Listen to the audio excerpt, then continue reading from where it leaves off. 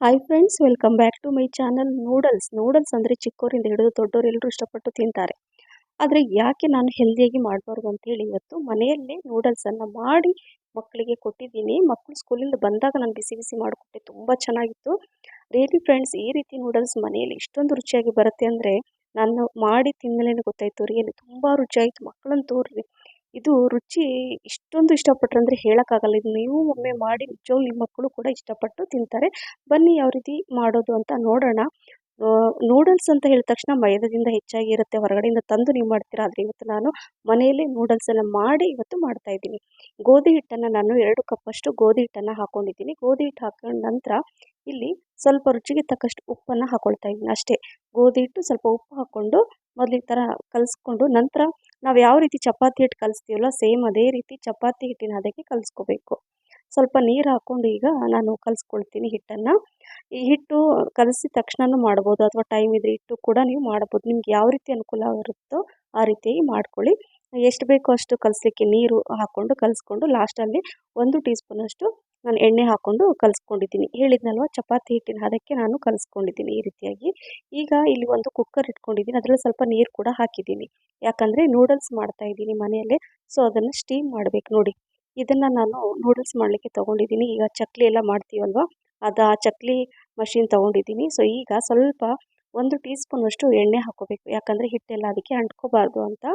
ಈಗ ಎಣ್ಣೆ ಎಲ್ಲ ಈ ಥರ ಕೈಯಿಂದ ಎಲ್ಲ ಸ್ಪ್ರೆಡ್ ಮಾಡಿ ಈಗ ಚಪಾತಿ ಹಿಟ್ಟೇನು ಕಲಸಿಟ್ಟಿದ್ವಲ್ವ, ಸೊ ಅದನ್ನು ನಾನು ಗೋಧಿ ಹಿಟ್ಟನ್ನು ಈ ರೀತಿ ಇದರಲ್ಲಿ ಹಾಕ್ಕೊಳ್ತಾ ಇದ್ದೀನಿ. ಸೇಮ್ ನಾವು ಏನು ಚಕ್ಲಿ ಎಲ್ಲ ಮಾಡ್ಕೊಳ್ತೀವಲ್ವ ಅದೇ ರೀತಿಯಾಗಿ ಮಾಡ್ಕೋಬೇಕು.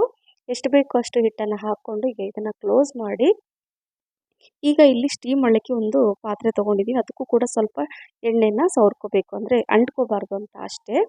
ಈಗ ಈ ಚಕ್ಲಿ ಎಲ್ಲ ಮಾಡ್ತೀವಲ್ವ ಅದೇ ರೀತಿಯಾಗಿ ನೋಡಿ ನಾನು ಮಾಡ್ತಾ ಇದ್ದೀನಲ್ಲ, ಸೇಮ್ ಇದೇ ರೀತಿಯಾಗಿ ನಾನು ಎಷ್ಟಾಗುತ್ತೋ ಅಷ್ಟು ಮಾಡಿಕೊಂಡು, ಅಂದರೆ ಕ್ವಾಂಟಿಟಿ ನೋಡಿಕೊಂಡು ನೀವು ಮಾಡ್ಕೋಬೋದು.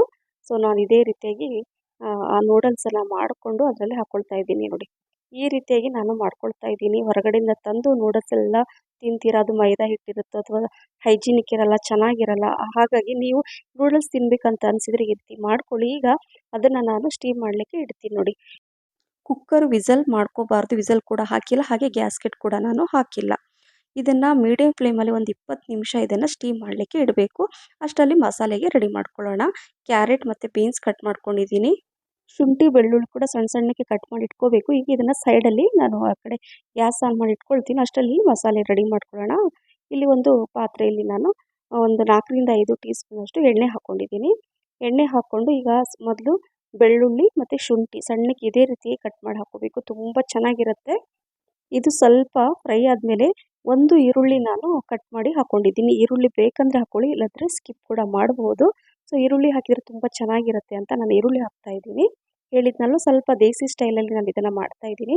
ಈಗ ಈರುಳ್ಳಿ ಹಾಕಿದ ನಂತರ ಸ್ವಲ್ಪ ಕ್ರಂಚಿಯಾಗಿ ಇರಬೇಕು, ತುಂಬ ಫ್ರೈ ಮಾಡ್ಕೋಬಾರ್ದು. ಈಗ ಹೆಚ್ಚಿರುವಂತಹ ಬೀನ್ಸ್ ಮತ್ತು ಕ್ಯಾರೆಟನ್ನು ಹಾಕ್ಕೋಬೇಕು. ಇಷ್ಟೇ ಕ್ಯಾರೆಟು ಅಥವಾ ಇಷ್ಟೇ ಬೀನ್ಸ್ ಅಂತಲ್ಲ, ಎಷ್ಟು ತರಕಾರಿ ಹಾಕ್ಕೊಳ್ತೀರೋ ಅಷ್ಟು ತುಂಬ ಚೆನ್ನಾಗಿರುತ್ತೆ. ಈಗ ಇದು ಕೂಡ ಸ್ಟೀಮ್ ಆಗಿದೆ.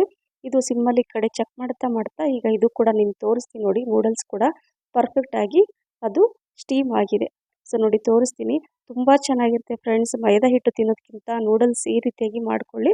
ಈಗ ಅದನ್ನು ಸ್ವಲ್ಪ 1-2 ಟೀ ಸ್ಪೂನಷ್ಟು ಎಣ್ಣೆ ಹಾಕ್ಕೊಳ್ತಾ ಇದ್ದೀನಿ. ತುಂಬ ಬಿಸಿ ಇದೆಯಲ್ವ, ಅದನ್ನ ಸ್ವಲ್ಪ ಬಿಡಿಸ್ಕೋಬೇಕಷ್ಟೇ. ಇಲ್ಲೂ ಕೂಡ ಸ್ವಲ್ಪ ಚೆಕ್ ಮಾಡ್ತಾ ಇರಬೇಕು. ಸ್ವಲ್ಪ ರುಚಿಗೆ ತಕ್ಕಷ್ಟು ಉಪ್ಪು ಕೂಡ ಹಾಕ್ಕೊಳ್ತಾ ಇದ್ದೀನಿ. ತುಂಬ ಫ್ರೈ ಮಾಡಬೇಕಂತ ಏನಿಲ್ಲ. 1 ಟೀ ಸ್ಪೂನಷ್ಟು ಸೋಯಾ ಸಾಸ್, 2 ಟೀ ಸ್ಪೂನಷ್ಟು ಪಿಜ್ಜಾ ಅಥವಾ ಪಾಸ್ತಾ ಸಾಸ್, 1 ಟೀ ಸ್ಪೂನಷ್ಟು ವಿನಿಗರ್ ಇಲ್ಲ ಅಂದರೆ ನಿಂಬೆಹಣ್ಣಿನ ರಸ ಕೂಡ ಹಾಕ್ಕೋಬೋದು. ಇದನ್ನು ಒಂದು 30 ಸೆಕೆಂಡ್ ಮಿಕ್ಸ್ ಮಾಡಿದ ಮೇಲೆ 2 ರಿಂದ 3 ಹಸಿಮೆಣಸಿನ್ಕಾಯಿ ಹಾಕ್ಕೊಳ್ಳಿ. ಮಕ್ಕಳು ತಿನ್ನೋದ್ರಿಂದ ಸ್ವಲ್ಪ ಕಡಿಮೆ ಹಾಕ್ಕೊಳ್ತಾ ಇದ್ದೀನಿ.